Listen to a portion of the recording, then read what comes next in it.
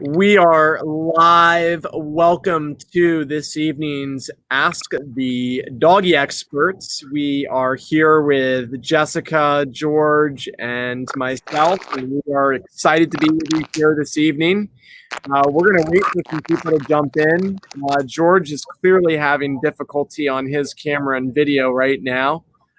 We already know George and technology are like that doesn't always go really well together, but that's okay. He'll get back with us when he can get back with us. But thanks for those of you that are jumping on here. While we're waiting for everybody to jump in here, I just have a real quick question. I'm curious, how many of you, or where did you get your dog from? Like, what state did your dog come from? We've heard some pretty wild places that people have gotten dogs from, so I'm curious, who's gotten their dog from the furthest place, and what kind of dog was it? Go ahead and drop that into the chat bar. Let's see what everybody has to say while we just give it a minute or so for a few other people to jump in. And looks like George is back. He's back. He's got the technology sorted out. George, are you hitting buttons until it showed up again? That's you know what? That's a good way to approach it. That's a really good way to approach it. So, yeah, we were just putting a question into the chat bar. What state did your dog come from? So, people rescue their dogs from like all over the place. What's going on, Kirsten? Thanks for jumping on. Curious where people have gotten dogs from. So, Candace just said both of her corgis are from Georgia. I've gotten a couple dogs from Kansas, I think is the furthest. Most of my labs are from Kansas, actually. So that's a good haul.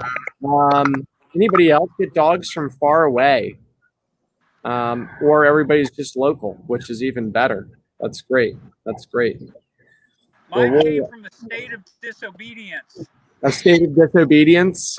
Yes. You know what? That makes complete sense, George. That makes complete sense. You took over the dogs that nobody else could take. Yep. That's right. I've done it more than once. Yep. I know. We've got a North Carolina dog. Yeah, Buck came from New Jersey. New Jersey? Mm-hmm. Yep. Raven's out of upstate New York originally, but I didn't acquire her there.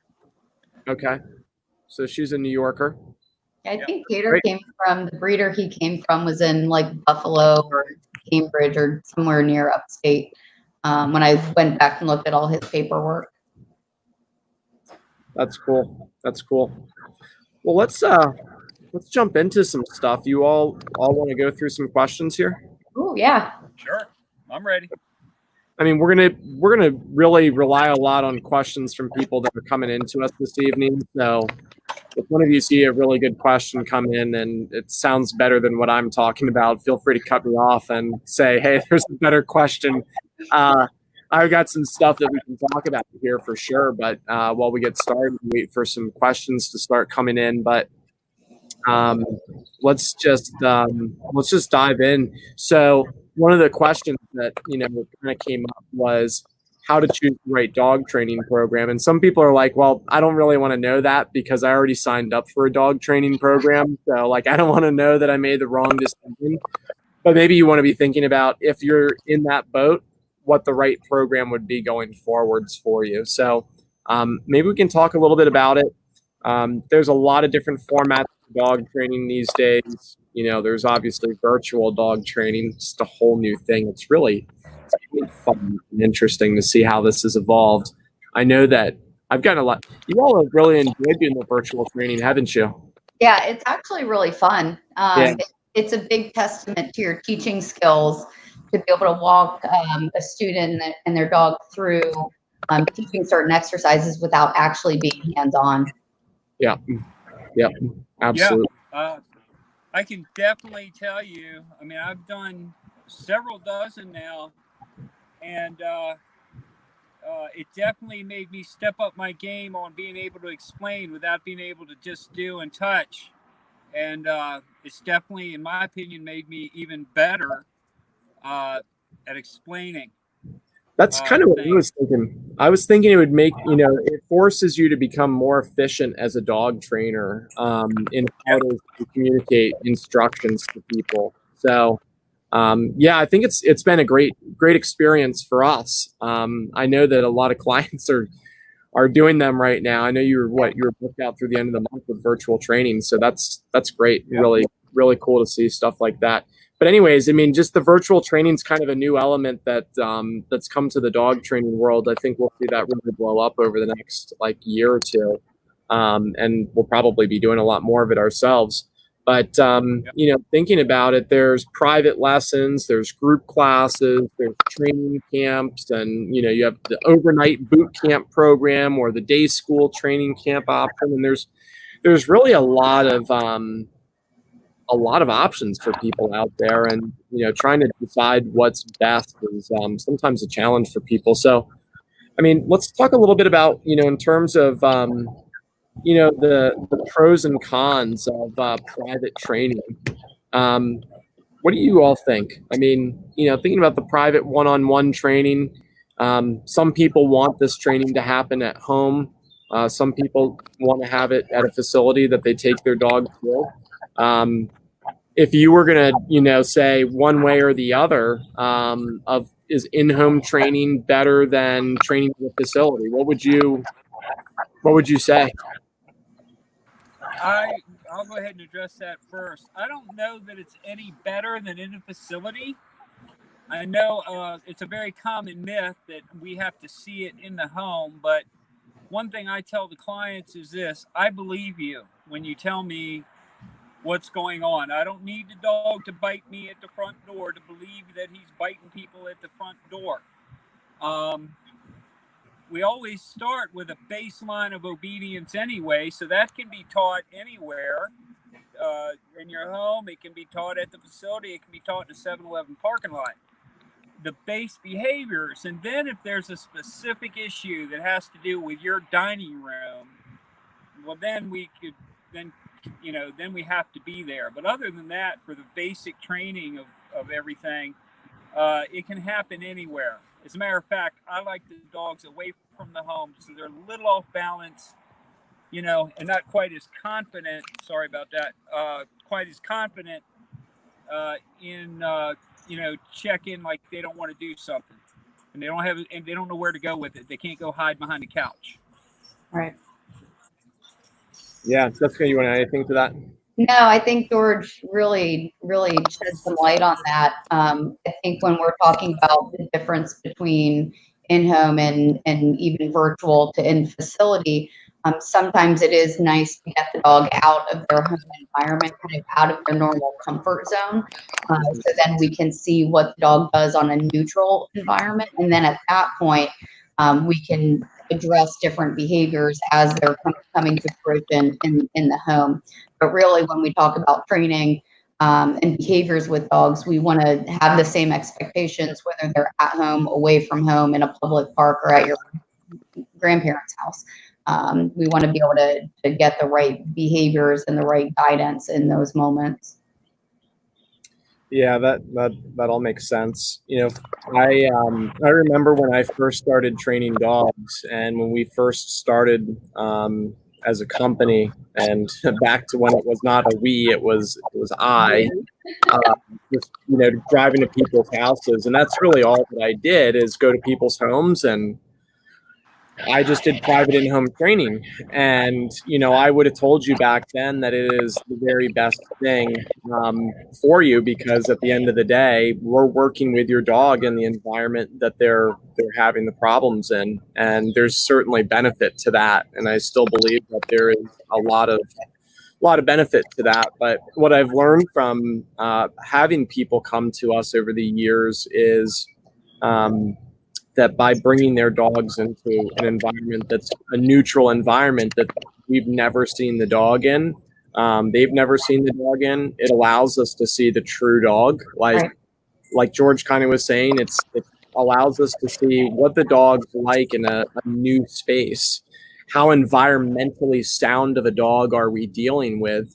You really get a skewed opinion of that when you look at the dog at home. Sometimes as soon as you get that dog out of the house, you see a complete change of behavior, a complete change of relationship, and that really can expose a lot of the problems that are going on with the dog and what the issue is that you're dealing with and how to approach it.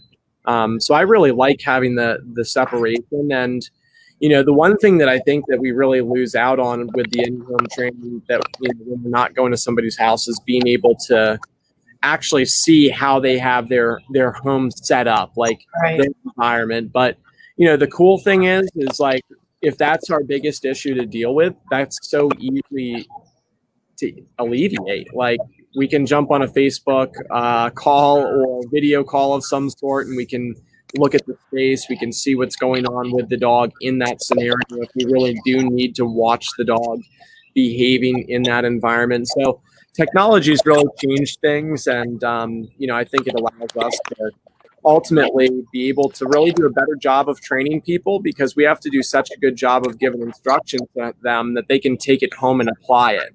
Versus us doing it all for them. So, and that's kind of, when I think about private training, to me, it's about training the owner how to train the dog, not necessarily training the dog for the owner. I think that a lot of the time people kind of think of private training as, somebody's going to train the dog for me. George, man, your camera is off the hook. I am literally holding it on my steering wheel, sitting in a parking lot. I worked right up until podcast time. It's okay. I'm just giving you a hard time. I know, but I'm sitting there. I'm literally holding it on my steering wheel. I believe you 100%. 100%. Like, I can pretty much envision where your car is parked in the parking lot of DogiZone right now. Right. I'm with you. But yeah, so great memory. Yeah, I know. Well, that being said, the private training, it's great stuff. I think that it really does allow people to go deep on specific issues and things like that. So, Jessica, did you want to add anything? Well, the difference between private lessons, the big benefit that I find with that is that you're not sharing, the students aren't sharing the attention with other students in a group class. We can really delve into any problem behaviors that they're experiencing. There's no, you can open up with some personal experiences that you might be having. You don't have to worry about the other students in class. If and nobody's judgmental at DogiZone. We have a great group of students, and usually they don't mind asking questions. But if there is something private going on that they're experiencing or dealing with their dogs and personal, things in the home, we can really address that in private lessons. The big thing is that we can get them a little bit further because we can accomplish a lot in that lesson. To where we're not having to share the attention with other families and their dogs, but there's benefits to the group training classes as well. So there's advantages and benefits to both, or all the programs that DogiZone offers. That's awesome. I gotta get out of the sunshine. Crushed by the sunlight here, folks. It's not going well for me. Oh, sorry about that. That's a lot. Make sure your camera's off the hook. Oh, I know. Normal one here today, guys. Oh man. So we're dedicated. There, you are so correct about that. You were so correct about that. Yeah, I mean, let's talk a little bit about group classes. Group classes are a really good topic of conversation. So I think a lot of it, first off, those of you that are on here that are existing clients of DogiZone, we are so happy to have you here, and thank you for jumping on. If you've had private lessons with us in the past, we would love it if you just give us a like or a thumbs up or something to let us know that you had that and you thought that was great. I'm curious to see, who thinks what programs are best from our clients. That might be interesting to kind of hear feedback. Some people have had privates, group, and camp, and maybe some of our clients can type in the comment bar which part did they like more, the private, the group, or the camp part. I think that'd be interesting. Yeah. People have to say, but Let's talk group class for a little bit here. I mean, many of you on here, we know you're here. Some of our DogiZone University clients, welcome. Thank you all for being here. So, I mean, I'm not here to do a pitch about our programs, so let's just stop that now. I'll just say that we have a very unique program for group classes. So what I tell you or what we tell you about our group classes may not be the case at most other places. So you just have to take it with a grain of salt. If you're not in our area and maybe you take your dog to a different facility, just understand that there may be some variance here.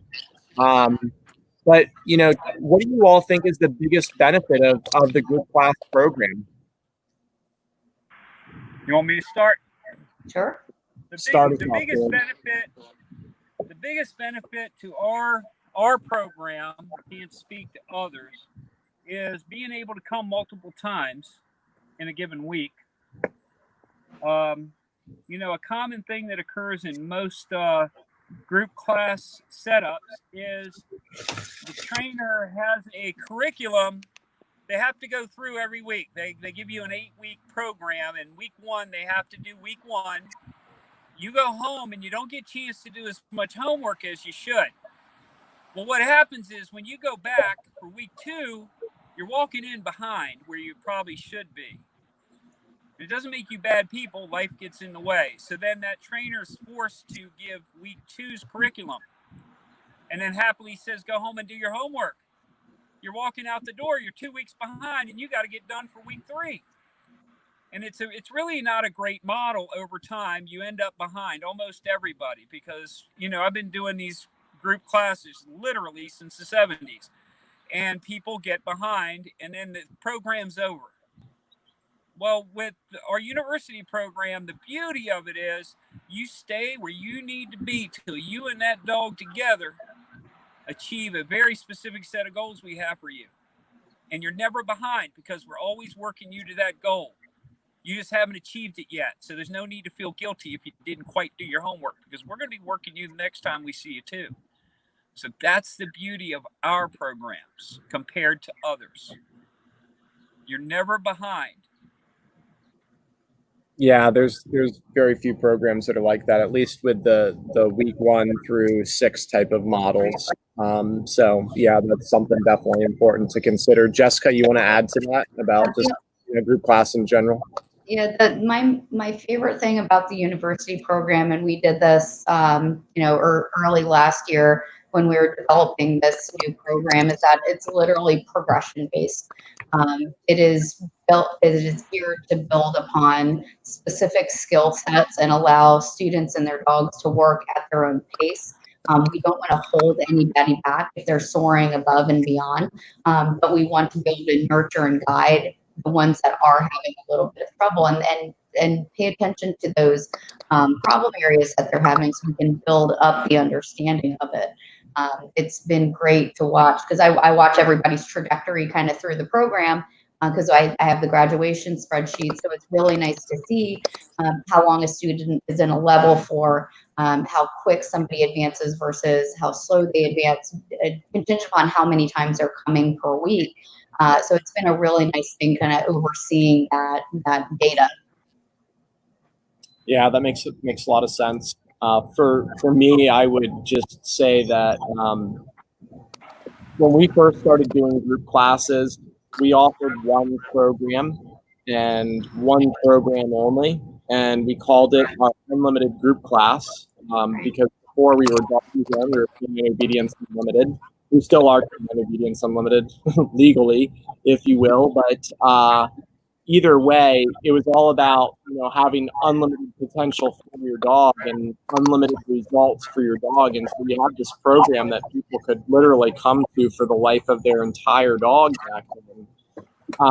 And the big benefit that we focused on was really the fact that with this program, you can train your dog to a level of distraction that is much more than what you'll actually experience in your daily life and daily routine.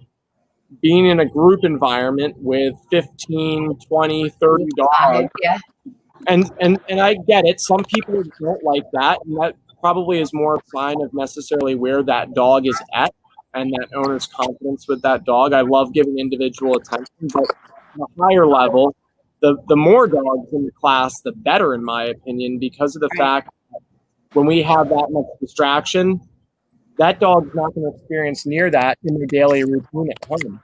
And so if we can train the dog to that level there, it just makes life at home that much easier. You're really just preparing the dog for more than what they need. That whole prepare for the worst and hope for the best kind of thing, right? Right. So that was always my big thing, was like almost every dog should go to group class. Even if you don't want your dog to be some superstar dog, it's more about just getting you the experience of how to handle your dog through distraction. Teaching sit with no distraction is different than teaching sit with lots of distraction. So we will be able to, help people through that. So that's the big benefit of it. And it's why we include our group class with, I don't know, almost all of our programs these days, quite a few of them.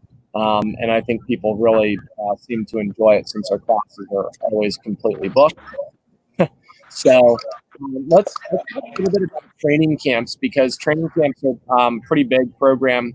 And they really make a big difference for a lot of people who are super busy. So we talk about two different types of training camps. There's the day camp and then the overnight camp. And with a day camp, what do you all like about the day camps versus the overnight camp? Well, my favorite thing about the day camps is that, one, the family gets to experience the benefit overnight of the dogs being pretty tired when they get home.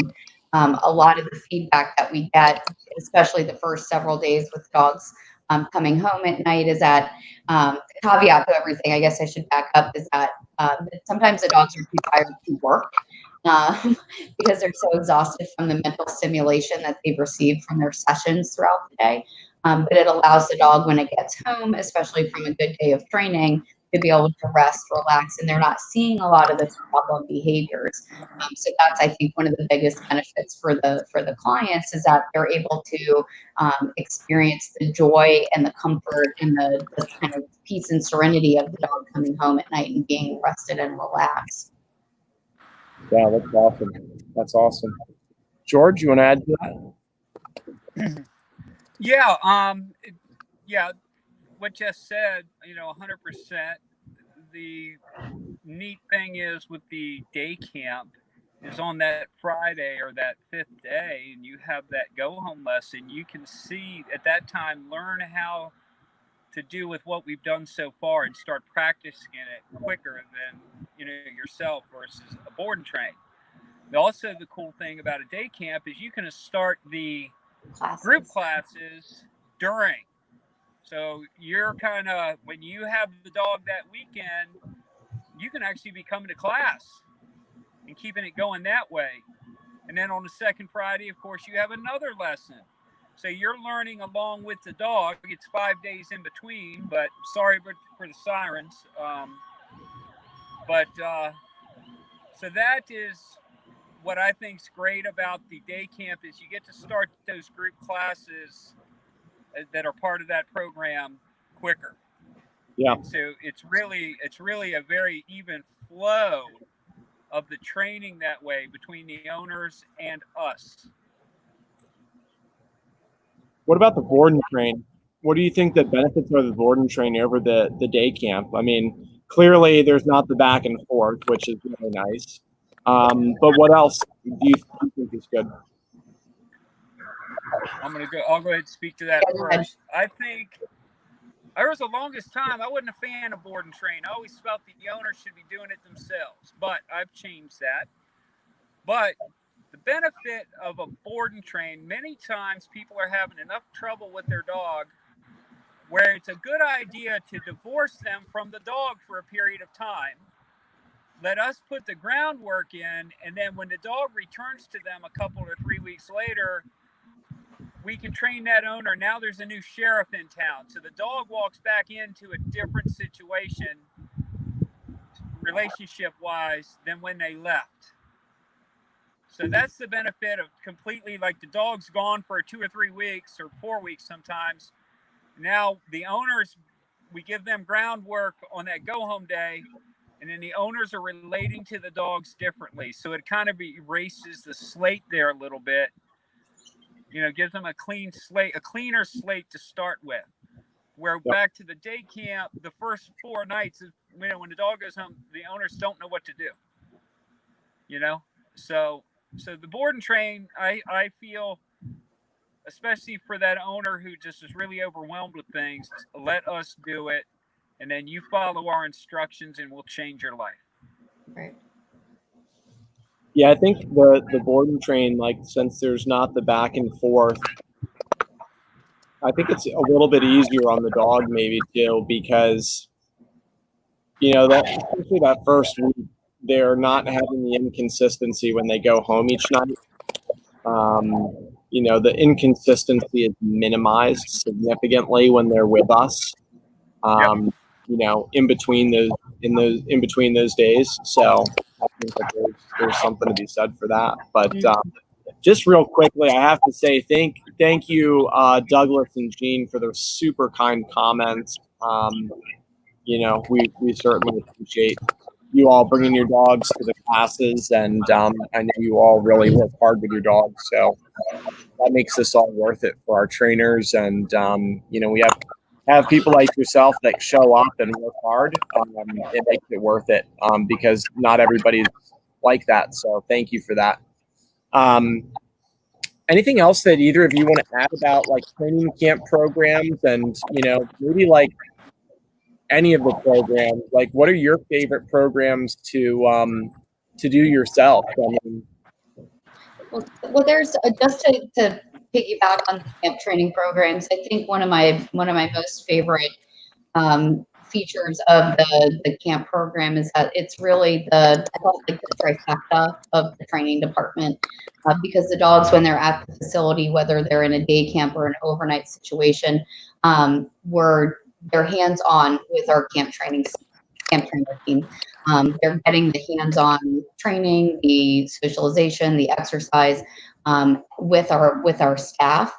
And then in the private lessons, we're able to coach, guide, and manage and teach the handling side of the skills. And then from there, we're able to cut them loose in the group classes, and they can really develop longer term results with that. So it's really, the camps encompass all of the ways that DogiZone does its training. So it's, and everybody knows, like, that's where I started most of when I started with DogiZone. I jumped feet first into the camp program. So those are always going to be one of my favorite programs that we offer at DogiZone. Nice. George? I'm a big fan of the private lessons myself, because I get to really dig in deep with that exact dog, with that exact family. Something I've been playing with since the COVID started that I'm really loving is I'm selling combinations of private in-facility lessons and virtuals. So what we're doing, and I'm doing these, they're kind of special, it's not a program per se, is we do a virtual. So I lay all my groundwork virtually with the whole family sitting on the couch. Then I have them come in a week or so later for a private hands-on. I check to see what they did on the virtuals going as well, and I add something. Then we have a virtual a week or so later, and then I'm making sure everything I taught them hands-on is working. And I got the whole family there again. It's pretty amazing. So I'm really loving that, and I'm hoping someday we can build an actual official program that's set up like that, because I'm seeing just incredible results from it, much more than I thought. I'd have bet you money them virtuals weren't going to work back in March. But you're not the only one who thought it right here. I was dead wrong. Yeah. Absolutely dead wrong. So. Yeah. Well, good. I'm glad you're wrong. It ain't often, brother. Oh, that's fun. That's fun. Hey, let's switch gears here. I'm actually more excited about our next question than I am the one that we just talked about. It's not even a question, but it's more just a topic of conversation. The do's and don'ts of multiple dogs. Many of you know I'm pretty much a dog guy. I've got 4 dogs living in my house.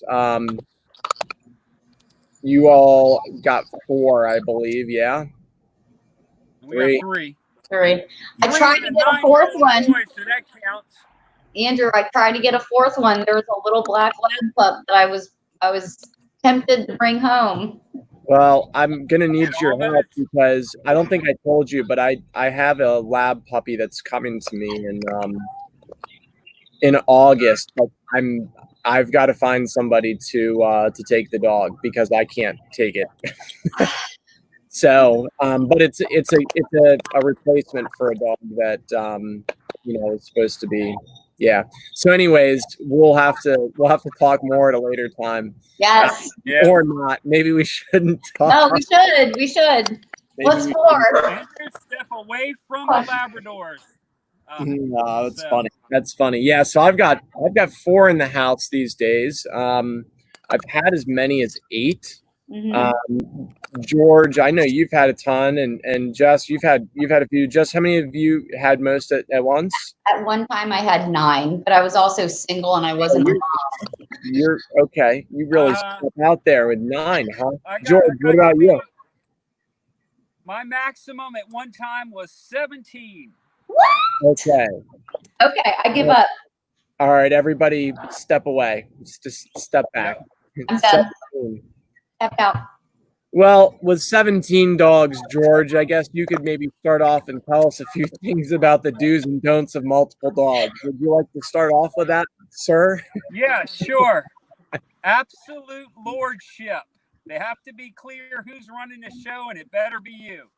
No, these were hunting dogs, packs of hunting dogs and things like that, and then police, military dogs and stuff.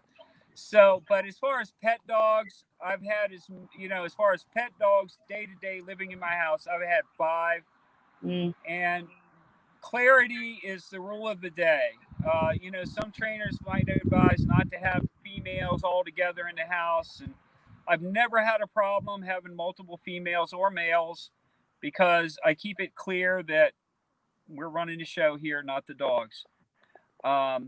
You have to treat each dog as an individual unit, in my opinion, and should be trained as such. I have yet to meet anybody that could successfully train 2 dogs simultaneously. So when we have clients who come in and they have multiple dogs, I'm always preaching 1 dog at a time, put the other one away, let them focus, give them that quality time, and then pull the switch and switch them and do it again. It's difficult to be focusing on what one dog's doing, and while you're fixing that, the other dog's doing something else. So treat them as individuals. It's good. We don't want them so joined at the hip they can't function away from one another or you. Yeah, Jess, do you want to talk about introducing a dog to a house?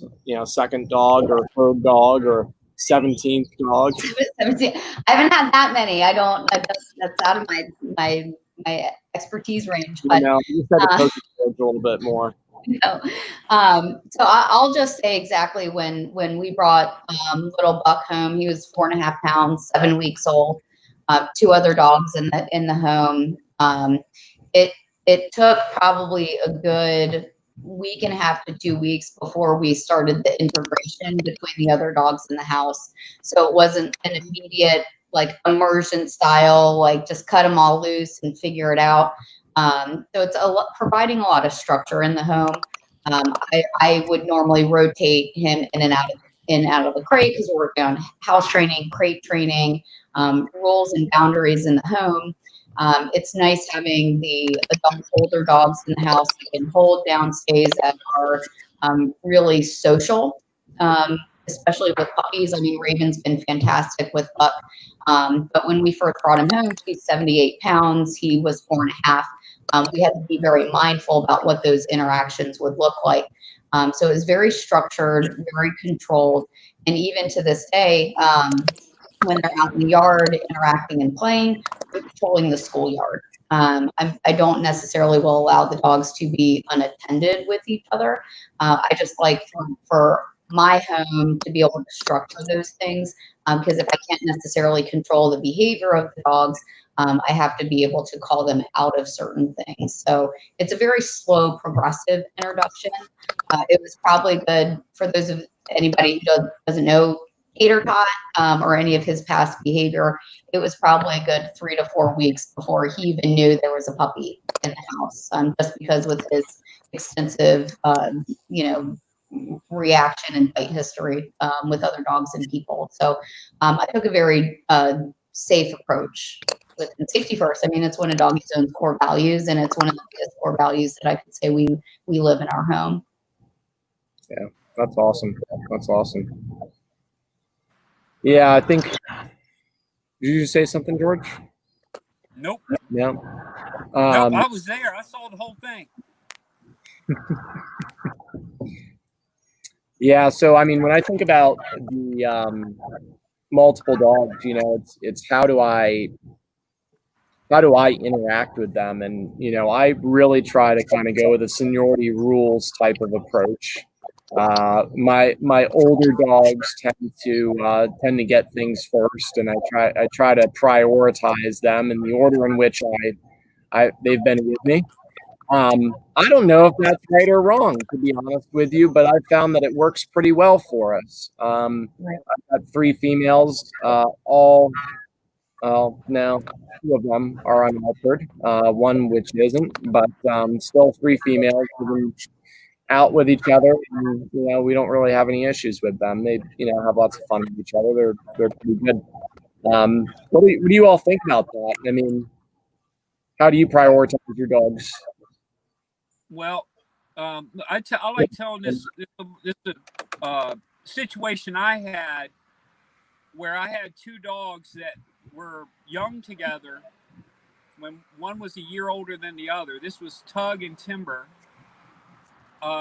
When Tug got to be a year old, Timber was 2. They had been best buddies. They were joined at the hip. I had a wolf at the house, and we had a 3-dog fight. I went another 15 years where those dogs couldn't be together in the same room unless I was there telling them exactly what to do. That can happen. Yep. Now, how did we handle that? We would just call one dog the chosen one. He'd be out, enjoy us, whatever, watch TV, and then we would do what was called pull the switch. We'd put him up, bring the other one out, and then he was the chosen one. And we had to rotate them their entire lives after that. Yep. And I think I know what I'm doing in the aggression stuff. It was imprinted instantly. Yep. And up until their dying day, I saw Timber a week before he died of old age, and he saw Tug and lit up, and he was like 16 years old. Yep. It was crazy. So that can happen. So you have to prioritize, and yet still serve the dogs. You can't isolate one dog and just have a favorite, of course. What's the point? Right. So you do have to rotate them, and then make sure they're well together. But occasionally that can get you, and if it doesn't mean anybody has to die or move out of the house. You just have to manage things differently. Yeah. No, I've been in this similar type of situation myself, and it is not enjoyable. And it's not for the average pet owner to have that type of lifestyle with the dog. So we've certainly helped a few people through that. And, you really never train the dogs out of it. It becomes a management situation, and a lot of the times it is probably better to rehome the dogs because they're going to be able to be a happier, life being by themselves in another family versus having to be in the switcheroo with other dogs. But that's not always the case, and it's just not the decision that everybody's going to make. So, and in my case, both dogs were incredible in their own right. Very well accomplished obedience and protection dogs, and both dogs were incredible away from one another. But you put them together, and you had to be super manager. Right. So, yep. Shout out to Jennifer thank you so much for the feedback about Play Academy. I'm super happy to hear about that. That just puts a big smile on my face to know that they're doing a great job for you. I know the girls in Play Academy. I'm really into what they're doing. So I'm glad that's coming through to you. And Milton called dibs, Jessica. Watch out. I got him. He might be fighting you for that dog. Gene had asked, have you all Go Milton. Huh? Go Milton. Go Milton. Team Yeah, go Milton. I need a fourth Team dog. Milton. Buck's getting replaced. George is going to do everything he can to help Milton win. Come here, Buck. You want to Great. That's great. Gene had made a comment here. Have you all taken in trouble dogs? What is the best training environment with dogs like Ernie that have behavior problems? George knows how far he has come. I'm working with him every day. I wish we could get another dog. It was easy. He's worth keeping. Which dog was this? Ernie. I can't see the cat. Oh, Ernie? Yeah. Ernie, man. I love Ernie's the Ernie. man. Yeah, so we fixed Ernie up. I still think Mama's not quite so sure about Ernie, but Daddy sure is, and I am. So it sounds. Oh, okay. Matt's also got competition going here. Matt. You want that dog? No. This is funny. This is gonna be. This dog has my name written all over it. All right. Well. Nope. Well, in terms of trouble dogs, Gene, I mean, we've taken in some of the worst dogs you can imagine, but that was pre-DogiZone, to be honest with you. We really decided when we, became DogiZone that we just wanted to be a different type of company, unlike anything else out there. And so we just don't really take those kind of dogs anymore. And there's, dogs that are really dangerous situations. We just don't take them. We take a lot of challenging dogs still.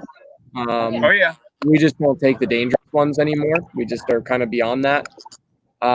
So with that being said, I think that you're doing the right thing right now with him.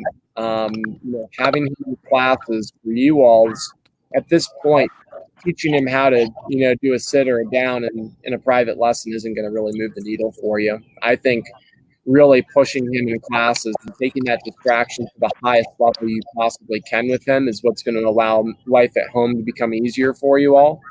And that's my 2 cents. I'm not in classes, but, this is just my observation from seeing him in classes, coming in and out, and just kind of brief conversations I've had with you all on the team. So, does anybody want to add to that? I mean, you guys know me pretty well.